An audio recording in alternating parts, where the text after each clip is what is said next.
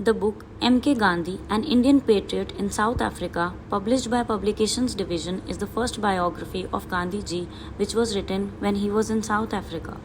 He was then fighting for human rights for the Indian settlers. The material contained in the book was first published in the London Indian Chronicle in 1909. The first Indian edition was brought out in 1919. The author, Joseph Doke, came to be closely associated with Gandhiji in South Africa. He was a minister of the Johannesburg Baptist Church at the time when Gandhiji launched his agitation against the South African government in 1908. The book starts with an introduction by Lord Amthil, and then in the chapter called The Man Himself, the author describes his first meet with Gandhiji.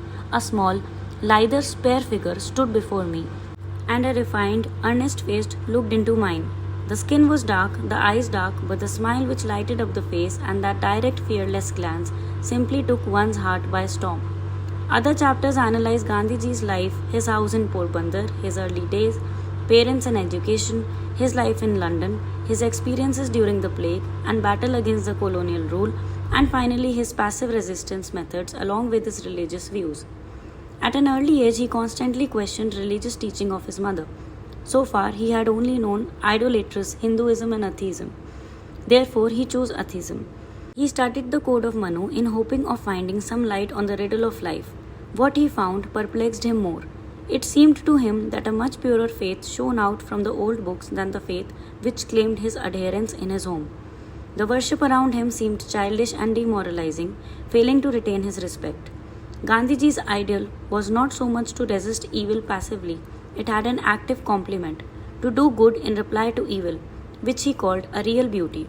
The author narrates about Gandhiji. Our Indian friend lives on a higher plane than most men do. His actions, like the actions of Mary of Bethany, are often counted eccentric and not infrequently misunderstood. Money has no charm for him. His compatriots wonder at him, grow angry at his strange unselfishness, and love him with the love of pride and trust.